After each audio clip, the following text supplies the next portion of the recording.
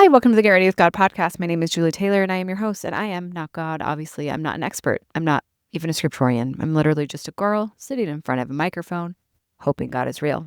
The Get Ready with God podcast is the daily devotional podcast to help you see divinity in every day. An alternative name for this podcast should be I was at dinner with a friend, because I feel like I say that a lot in these episodes. And the one I'm referencing, I was at dinner with a friend with the Ghost podcast host, Lisa Valentine Clark. She said something that I haven't been able to stop thinking about, as she often does. And we were talking about a lot of things, but at one point I just kind of shared how I wish that I had more faith. And this is not the news to any of you. I've had to build a whole personality, book, and podcast around choosing to believe because I just can't do so effortlessly or naturally. And so I was kind of telling her this, like, oh, I just wish that I believed like other people. I wish I had more faith. And then the conversation shifted and we went on to talk about other things. And then we were talking about this year, the year ahead. And I said that it was confusing to me a little bit because looking ahead to this year, I feel like I'm a very ambitious person, but I don't have any goals. And the only thing I feel going into this year is, wow, I can't wait to see what happens. And I said that I've kind of reached that because there's a combination of learning I can't control and I can't predict everything, but also often God's outcome for me is different and better than what I had in mind for myself. And then there's this other component of when we try to control or predict the future, we're never accounting for our personal growth. Like there's this variable that we are unable to account for because we don't know who we will be when we're facing that. I think it was one of the very first episodes of this podcast. You don't know who you'll be. I feel very genuinely neutral and just interested and excited to see, I wonder how this will go. I wonder how this will go. And this whole year, I was just kind of like, yeah, I wonder. I wonder when people ask me like, what are your career goals? Where are you going to work next? What are you going to do? I just am like, I can't wait to find out. I can't wait to find out. And as I was sharing this with her, she said to me, oh, that's faith. And I don't think I even told her this in the moment. So hopefully she's listening to this now, because as I was reflecting on it later, that felt like such a full circle in that conversation moment for me, where I had just been saying like, man, I wish that I believed better. I wish I had more faith.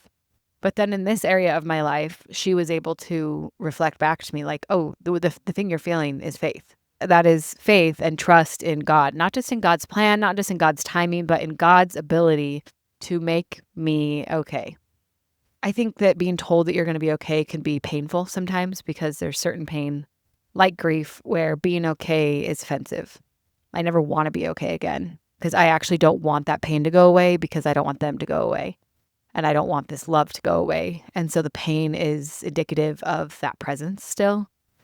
But I have kind of stepped into this new era of really believing in the limitless power of God to make you be okay, to help you be okay, regardless of circumstances. And I learned this in a very small way years ago in a different situation where I thought that I had learned like, oh, okay, so if you partner with God, you're really okay.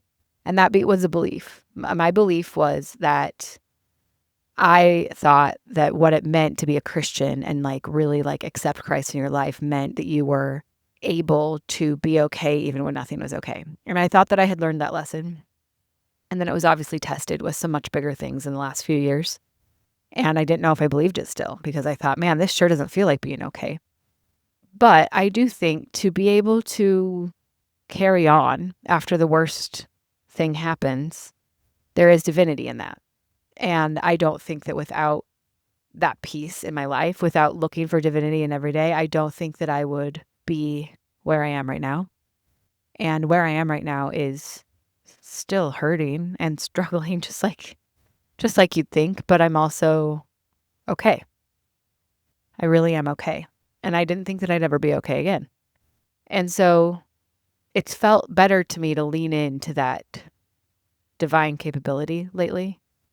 But what she articulated to me was, oh, that's faith. That's what faith is. And I just thought, you know what? I'm really hard on myself, full stop, as so many of us are. But I think that I'm always just disappointed in the faith that I don't have. I always want more. I always wish that it was better. I always wish that it was different. I wish I could believe in certain things the way other people do. and I don't. But there are aspects of my life in which I have quite a bit of faith. I have really strong faith, and I really have unwavering faith in several parts of my life. And I have a belief that if you're capable of something in one place, you're capable of replicating it in other places. And so I like to borrow from myself. So if I'm capable of persevering in this one area, then I'm capable of applying that will to a different area of my life. And so I want to borrow from myself in this faith and just recognize I can't compare my weak spots to someone else's strengths and say, man, I just don't have any faith, and they do. And there are things that I want to focus on more that I have unwavering faith in. It cannot be shaken. You cannot shake me. And I don't think I talk about those things enough. And I don't think I even let myself consider them enough. And so for me, I've just been like, this is kind of weird because I feel like I have ambition, but I don't have goals. And I'm just kind of, and my friend helped me articulate that, oh, that's what faith is. And so one, I'm always testifying, say stuff out loud. Please call a friend and say stuff out loud because our friends can help us see things that we can't. And two, where is that unwavering faith? Because I think every single person has an experience or a belief that has given them unwavering faith in at least one thing. And if you can identify that unwavering, unshakable faith in that one thing, that means you're capable of it other places. And just like I think we're all given our own dissonance so that we could all can share what we learned and use our dissonance to connect with each other and to help each other, I think we're also each given our own personal convictions that we need to rely on and learn from and draw strength from.